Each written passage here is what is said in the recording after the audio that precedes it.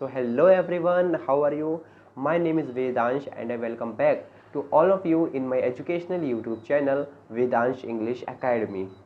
सो दोस्तों, आज की वीडियो आप सभी लोगों के लिए बहुत ही इम्पॉर्टेंट होने वाली है, क्योंकि आज की वीडियो में मैं आपको बताऊंगा बहुत ही सिंपल सा तरीका जिसकी हेल्प से आप इंग्लिश बोल सकते हैं। बेसिकली आपने यूट्यूब पर बहुत सारी वीडियोस देखी होंगी।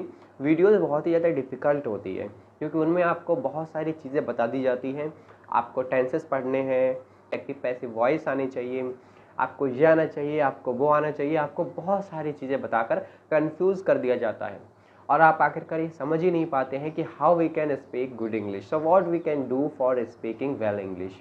तो आज की वीडियो में हम इसी बात को डिस्कस करने वाले हैं। लेकिन वीडियो शुरू करने से पहले दोस्तों, आप लोग प्लीज़ अगर नए हैं मेरे चैनल पे तो चैनल को सब्सक्राइब कर लीजिए और बेल आइकन को भी प्रेस कर दीजिएगा। साथ ही वीडियो को लाइक कीजिएगा और इसे अपने उन सभी दोस्तों के साथ भी शेयर करना जो लोग इंग्लिश बोलना सीखना चाहते हैं, क्योंकि आजकल की दुनिया में हर कोई इंग्लिश बोलना सीखना चाहता है। तो इसलिए please make sure that you subscribe my channel, like my video and also share with your friend. तो चलिए वीडियो स्टार्ट करते हैं बिना किसी देरी के। दोस्तों, अगर हम इंग्लिश लैंग्वेज की बात करें तो बेसिकली इंग्लिश बोलने से पहले आपको ये समझना चाहिए कि आखिरकार हम इंग्लिश बोलते कैसे हैं। जैसे अगर आपके सामने कोई व्यक्ति खड़ा हुआ है और आप उससे इंग्लिश में बात करना चाहेंगे, तो आप उससे क्या बोलेंगे? Hello, how are you? या आप उससे ये पूछेंगे कि what are you doing today, या आप क्या आज क्या कर रहे हो? या आप उससे भी पूछ सकते हो कि how was your day gone today? या आप उससे पूछ सकते हो are you taking breakfast, are you taking lunch, are you take dinner. इस तरीके के जो कॉमन क्वेश्चन है वो आप किसी भी इंसान से पूछते हो जो सामने खड़ा होता है। तो यहाँ पर आपने एक बात नोटिस की कि जब भी हम इंग्लिश को बोलते हैं तो हम सेंटेंसेस में बोलते हैं। यानी आपने अगर सामने वाले व्यक्ति से बात करनी है तो आप सेंटेंसेस का ही यूज़ करेंगे और वही फिर सेंटेंस आपस में मिलकर के एक पैराग्राफ बन जाते हैं। लेकिन आप बेसिकली बात किस में कर रहे हैं? तो सेंटेंसेस में या फिर फ्रेजेस में कर रहे हैं। अब सेंटेंसेस वो होते हैं जिनका एक पूरा मतलब निकले, जिसमें वर्ब हो, प्रॉपर स्ट्रक्चर हो, जैसे सब्जेक्ट हो, फिर वर्ब हो और फिर ऑब्जेक्ट हो।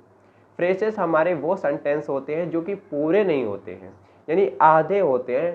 तो फ्रेजेस को हम सेंटेंस का हिस्सा भी मान सकते हैं। तो बेसिकली इतनी बात आपको क्लियर हुई कि जब भी आप इंग्लिश में बातें करते हैं तो बेसिकली हम सेंटेंसेस में बातें करते हैं।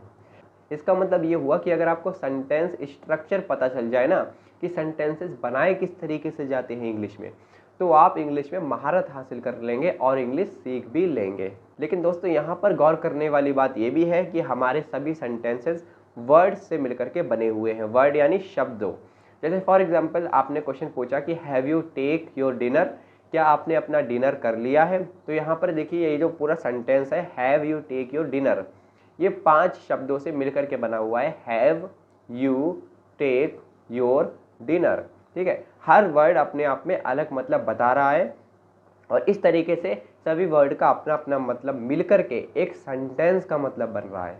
तो इसका मतलब आप समझ सकते हैं कि आपको सेंटेंस से पहले वर्ड सीखने पड़ेंगे, ठीक है। डोंट वरी, घबराइएगा नहीं। मैं आपको वीडियो में आगे बताऊंगा कि किस तरीके से आप वर्ड्स को याद करेंगे, किस तरीके से आप सेंटेंसेस के स्ट्रक्चर को समझेंगे। अभी आप मोटे मोटे तौर पर सिर्फ इतना जान लीजिए कि हम इंग्लिश लैंग्वेज बोलते कैसे हैं। अगर आप इन वर्ड को भी ध्यान से देखेंगे तो हर वर्ड अपने आप में लेटर्स से मिलकर के बना हुआ है। फॉर एग्जाम्पल आपने एक वर्ड ले लिया हाउ, HOW, हाउ। तो यहाँ पर ये जो हाउ वर्ड है वो HOW इन 3 लेटर्स से मिलकर के बना हुआ है हाउ। तो ये लेटर्स भी हमको याद करने पड़ेंगे। दोस्तों, लेटर्स यहाँ पर किसी भी चीज़ से मिलकर के नहीं बनते हैं। लेटर्स जो है वो हम किसी भी लैंग्वेज की जो इकाई है, यूनिट है, वो लेटर ही होते हैं। यानी letters are the unit of any language. तो दोस्तों, यहाँ पर आपने मोटे मोटे तौर पर समझ लिया है कि आखिरकार इंग्लिश लैंग्वेज बोलते कैसे हैं, इंग्लिश का स्ट्रक्चर कैसा होता है। देखिए, इंग्लिश में जब भी हम अपनी बात कहते हैं वो सेंटेंस में कहते हैं। सेंटेंसेस वर्ड्स से मिलकर के बनते हैं और वर्ड्स लेटर्स से मिलकर के बनते हैं। अब आपको सिखाते हैं कि आपको इंग्लिश की प्रैक्टिस किस तरीके से करनी है और 0 लेवल से इंग्लिश को कैसे सीखना है। तो इसके लिए सबसे पहले आपको लेटर्स पर प्रैक्टिस करनी होगी। आपको पता ही होगा कि हमारे इंग्लिश में जो अल्फ़ाबेट्स होते हैं उनमें कुल मिलाकर के 26 लेटर्स होते हैं, जिनमें से 5 वोवेल्स होते हैं और बाकी के कॉन्सोनेंट होते हैं। 22 हमारे कॉन्सोनेंट होते हैं, ठीक है। तो इस तरीके से आपको क्या करना है, हर लेटर की साउंड याद करनी है।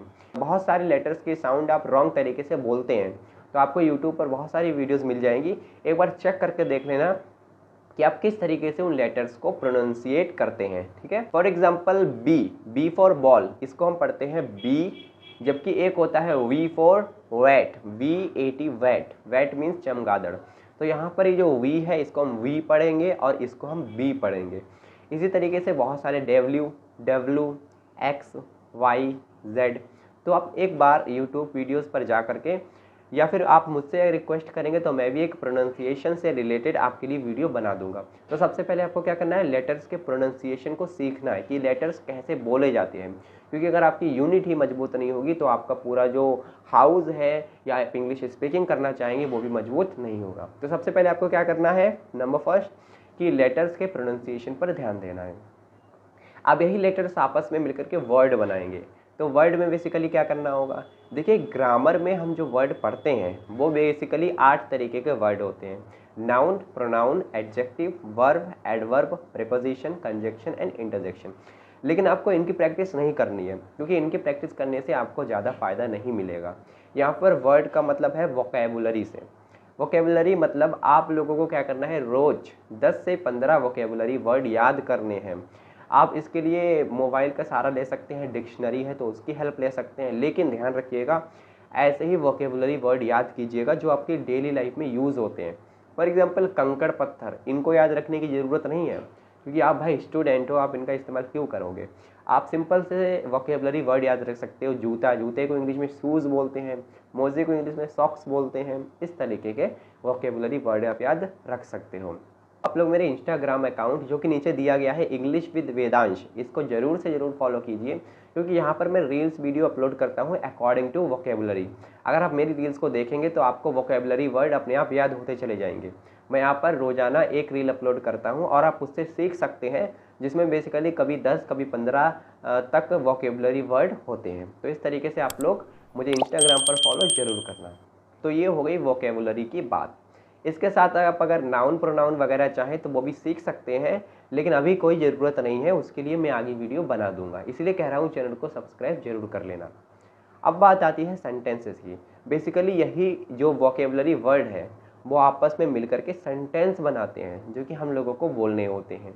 आप सेंटेंस कैसे ध्यान रखेंगे, देखिए बेसिकली इंग्लिश में जो हमारा सेंटेंस होता है वो एक खास स्ट्रक्चर में होता है। वो कैसे, समझिए इसको। सबसे पहले किसी भी सेंटेंस में सब्जेक्ट रखा जाता है, और सब्जेक्ट बेसिकली हमारे नाउन प्रोनाउन रखे जाते हैं, इसलिए हम आपसे कह रहे हैं कि नाउन प्रोनाउन भी सीखना इंपॉर्टेंट है। उसके बाद बीच में हमारी वर्ब आती है। अब वर्ब दो तरीके की होती है, एक होती है हेल्पिंग वर्ब, एक मेन वर्ब। तो सेंटेंस के शुरुआत में सब्जेक्ट आएगा, सब्जेक्ट के बाद वर्ब आएगी, वर्ब दो होगी, हेल्पिंग वर्ब और मेन वर्ब। तो हेल्पिंग वर्ब पहले आएगी और मेन वर्ब उसके बाद, और लास्ट में हमारा ऑब्जेक्ट आ जाएगा। ऑब्जेक्ट नाउन प्रोनाउन ही हो सकता है या कोई दूसरा भी हो सकता है। ओके, सो बेसिकली ये एक सेंटेंस स्ट्रक्चर हो गया, subject plus verb plus object. यानी आपको जब भी कोई सेंटेंस बोलना है तो आपको इसी फॉर्मेट में बोलना पड़ेगा। दोस्तों हमारे सेंटेंसेस भी दो तरीके के होते हैं, अकॉर्डिंग टू द स्ट्रक्चर ये 3 प्रकार के होंगे, और अकॉर्डिंग टू द मीनिंग ये 5 प्रकार के होंगे। स्ट्रक्चर में हम सबसे पहले रखते हैं सिंपल सेंटेंस, फिर कंपाउंड और फिर कॉम्प्लेक्स। और वहीं अगर बात करें मीनिंग के हिसाब से तो हम 5 सेंटेंसेस रखते हैं, असर्टिव, इंटेरोगेटिव, इम्परेटिव, ऑप्टेटिव और एक्सक्लेमेटरी। तो बेसिकली आपको मैं धीरे धीरे आने वाली वीडियोस में आपको बताऊंगा कि किस तरीके से सभी चीज़ें सिखाऊंगा, वोकैबुलरी भी सिखाऊंगा, वर्ड भी, लेटर्स भी, सेंटेंसेस भी, सब कुछ। तो प्लीज़ यार मेरे चैनल को सब्सक्राइब जरूर कर लीजिएगा, बेल आइकन प्रेस कर लीजिएगा। फिर से कहता हूँ क्योंकि आने वाली वीडियोज़ आपके लिए बहुत ही ज़्यादा हेल्पफुल होने वाली है। आज की वीडियो में बस इतना ही, मिलते हैं नेक्स्ट वीडियो में। सो थैंक्स, और आप सभी लोगों से एक बार फिर से निवेदन है, सब्सक्राइब जरूर कर लेना। Hare Krishna to all of you.